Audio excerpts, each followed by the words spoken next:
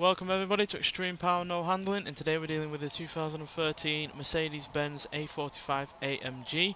Now this has 890 horsepower, 598 pounds-feet of torque from a twin-turbocharged V8 engine, and the car itself weighs 3,398 pounds. Has all-wheel drive and it can do 0 to 60 in 2.605 seconds, 0 to 100 in 5.087 seconds, going up to a top speed of 229 miles an hour. So yeah, this car is a little bit more powerful than the Audi that we had in the previous series by 25 horsepower, but it weighs a hell of a lot more. But it does weigh 90 pounds less than the Ford Focus RS, but again it has less power than that Ford. So yeah, this could go either way though. I wholly expect it to get into the top 10.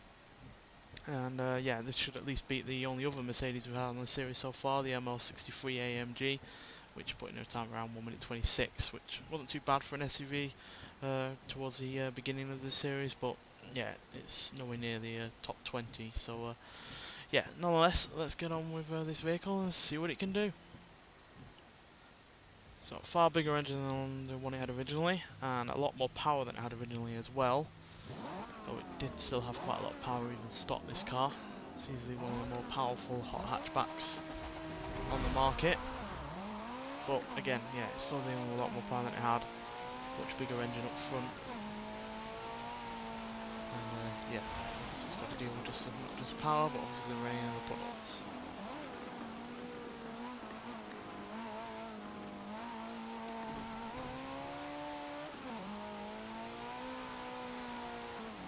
This isn't as good a handling car as the Ford Focus in stock form, so I don't imagine it'll be able to beat that Ford, but if we can at least come close, that'll be good enough.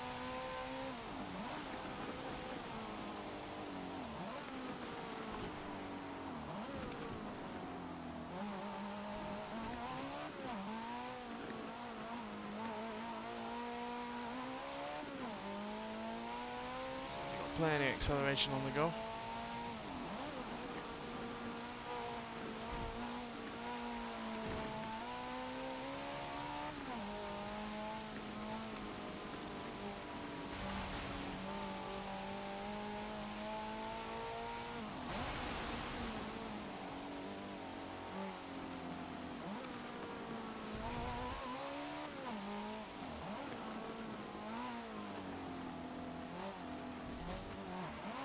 A bit of understeer there going into the corner, but 1 minute 25.118 seconds is not a bad first lap.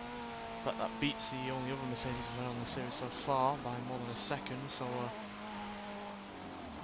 yeah, that's a pretty decent showing for a first lap. We can obviously improve upon it by learning from more mistakes beforehand. And trying to be a bit more brave.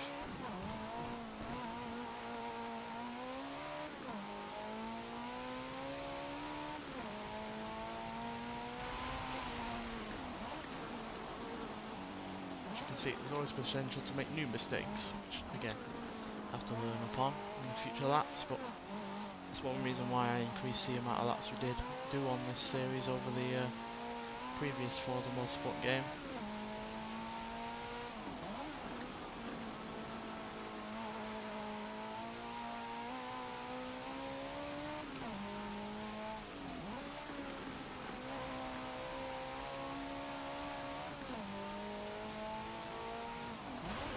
Laps you do have, obviously the better you can get in terms of lap times. But I don't think even in future Forza Motorsport games we'll do any more than 5 laps. It's a big improvement there at 1 minute 23.403 seconds.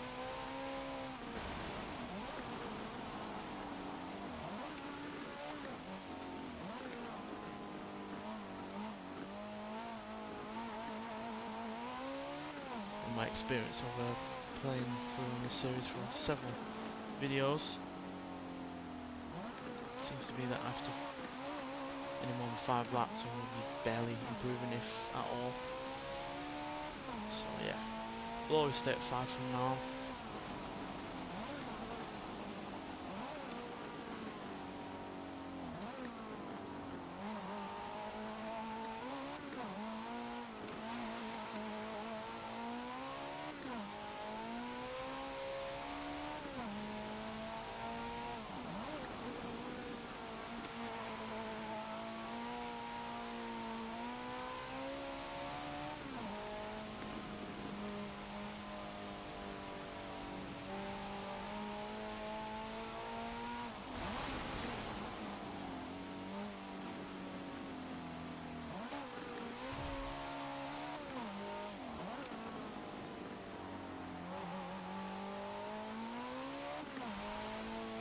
that's another cracking time, 1 minute 22.381 seconds.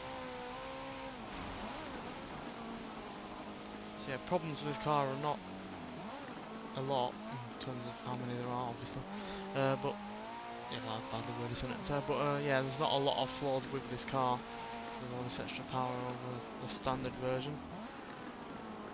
Brakes are a little bit weak, but I don't think we've had as many problems with them as we do with the Ford, which that's the only real problem with that car that there was.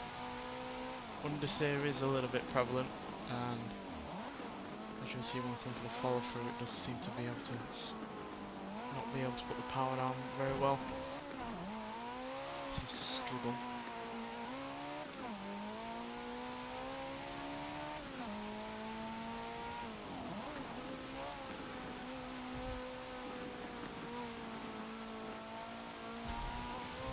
Yeah, it's either understeer or a slow run through that corner. Gonna have to try and come to a compromise in the final lap if we're going to improve any further.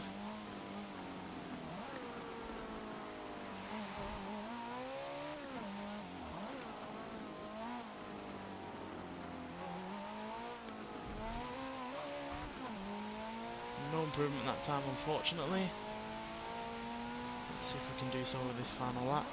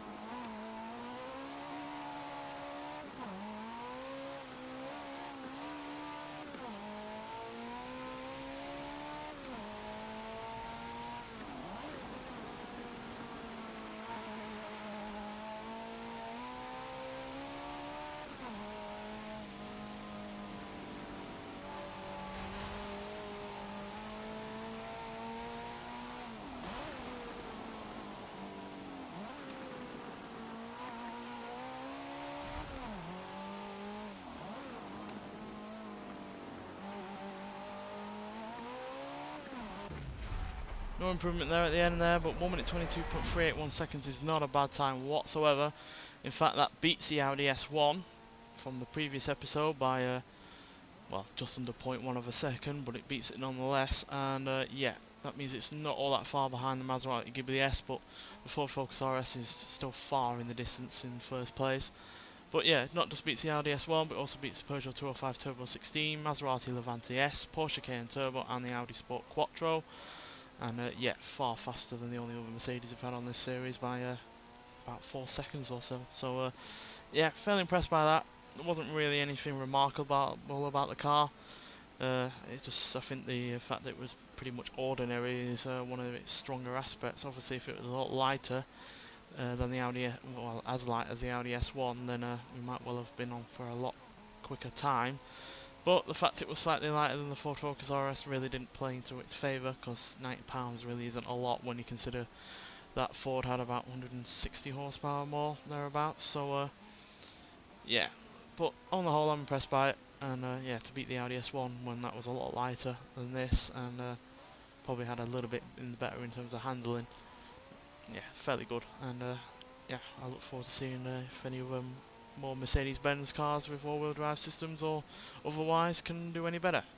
Anyway, thanks for watching, and I'll see you in the next one. Bye.